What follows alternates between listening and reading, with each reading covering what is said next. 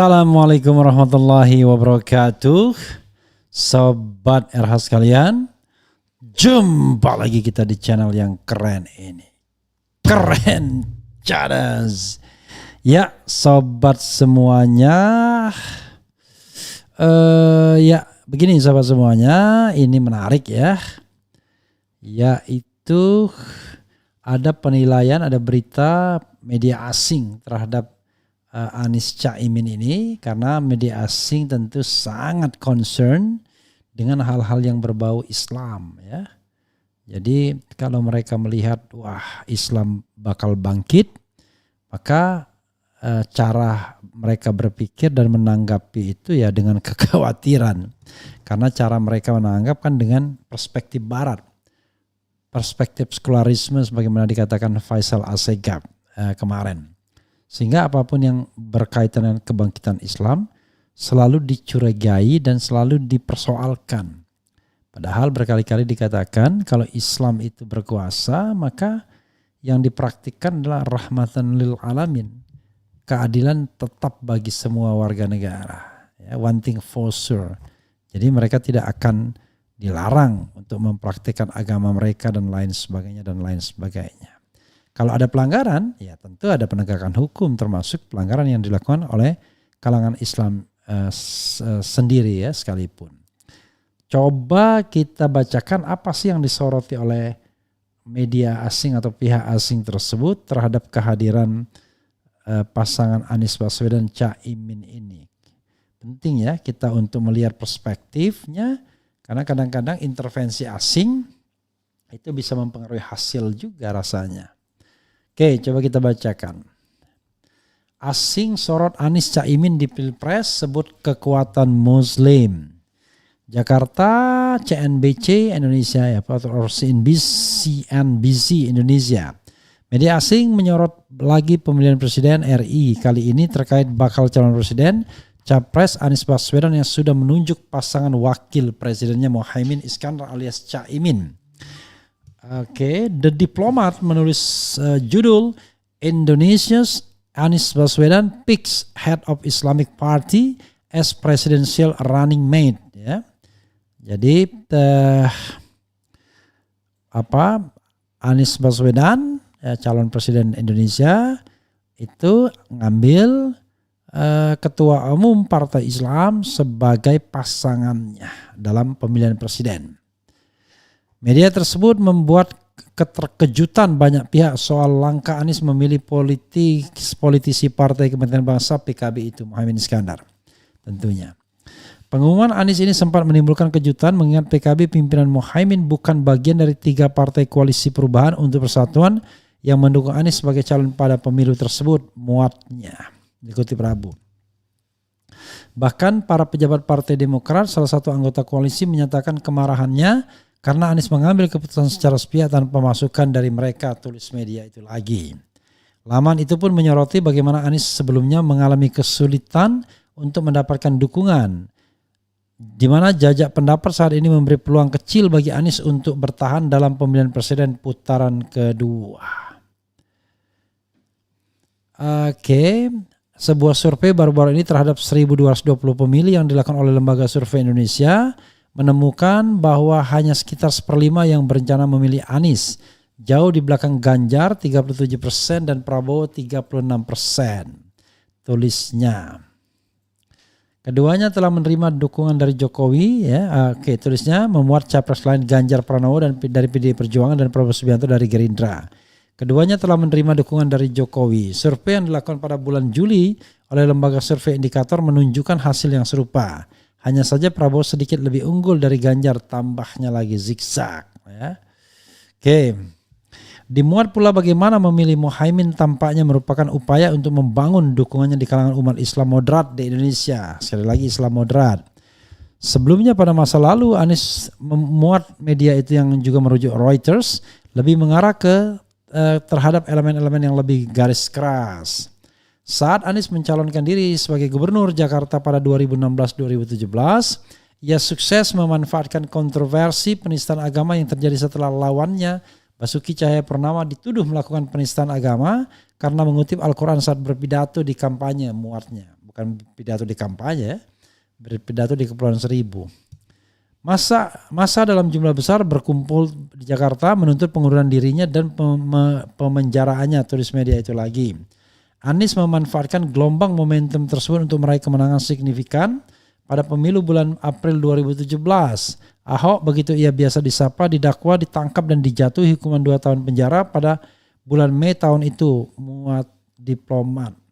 Pandangan analis dari Universitas Melbourne Helen Pausacker juga dimasukkan ke dalam pemberitaan.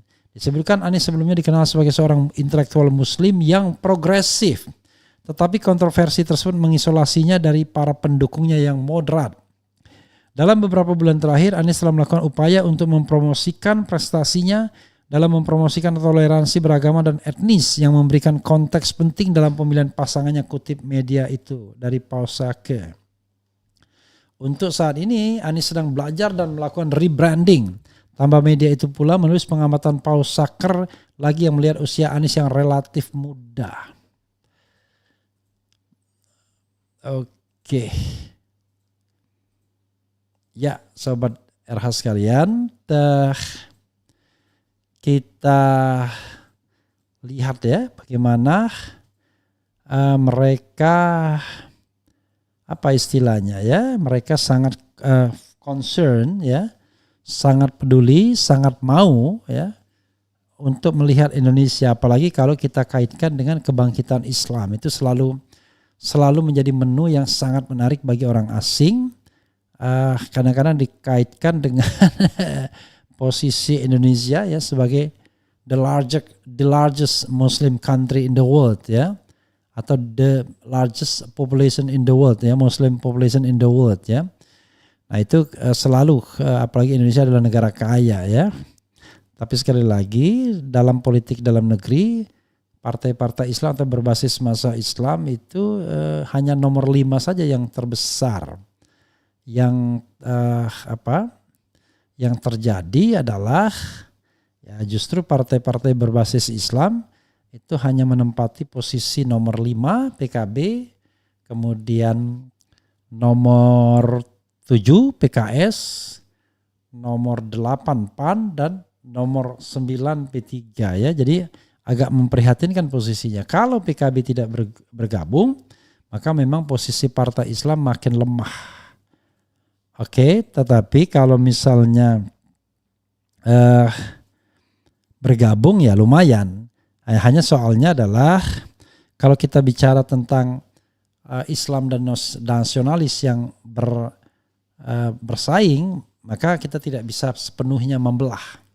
Karena di dalam diri Anies, nominasi Anies, ada kelompok nasionalisnya yaitu Nasdem, ada kelompok Islam modernisnya yaitu PKS, dan ada Islam tradisional. Saya tidak mau mengatakan Islam moderat dan Islam radikal karena itu tidak terbukti sesungguhnya, tetapi just framing ya, karena framing yang diciptakan untuk politik belah bambu di kalangan umat Islam ya. Coba lihat misalnya apa yang pernah dikatakan Munarman sebagai Rans Corporation. Jadi selalu ada framing, kelompok-kelompok itu dipecah terus itu ya, disegregasi kekuatan Islam di Indonesia. Jadi sobat semuanya, di dalam diri Prabowo juga ada elemen nasionalis dan elemen Islamnya. Belum ada partai Islam yang mendukung. PAN bisa dikatakan berbasis massa Islam, dan dalam diri Ganjar juga ada juga. Jadi sebenarnya kalau kita mau lihat ya, ini kan pertarungan antara sebagian Islam, sebagian nasionalis, baik di diri Anies, Ganjar maupun Prabowo. Jadi ada semua elemen itu. Nah sekarang yang membedakan adalah 2 hal menurut saya, yaitu dukungan dari Presiden Jokowi yang kelihatannya hanya kepada selain Anies, dan yang kedua adalah potensi curang di dalam proses berpemilu itu sendiri, selain tentu hal yang ajak, hal yang memang sudah seharusnya, yaitu dukungan masyarakat untuk memilih calon tertentu. Sahabat semuanya, mudah-mudahan Anies Imin ini tidak dimaknai sebagai sesuatu yang negatif ya, sebagai sesuatu yang membahayakan, sebagai sesuatu yang harus diwaspadai, karena pertemuan 2 arus Islam nasionalis, Islam kanan, Islam kiri, Islam modernis, Islam tradisional ini ya harusnya memberikan semangat menandai era baru tentang kebangkitan Islam di Indonesia sebagai agama yang rahmatan lil alamin. Ya mudah-mudahan saudara sekalian ya tidak dijegal calon ini baik Anies sendiri maupun Caimin sehingga bisa berkompetisi secara fair. Tadi saya sudah beritakan cara penjagalan Caimin itu dua macam. Pertama, ditawari uang ratusan miliar sebagai uang muka, dan yang kedua adalah dibawa kasusnya kembali ke ranah KPK. Mudah-mudahan kita melihat sesuatu yang mencerahkan ya, jangan sampai yang memburamkan. Oke. RD Zadan, Refli Harun, Anies masih kalah di Jawa Barat, surveinya nomor 3 terus, untuk partai di Jabar nomor 1 Gerindra, nomor 2 PDIP, ya itulah ya. Karena itu kan ini tantangan ya. Sekarang tidak perlu lagi kita membantah apakah survei itu benar atau tidak. You take it or leave it. Kalau kita membenarkan survei maka kemudian kita akan lemah. Tapi jadikanlah survei itu sebagai bahan masukan ya.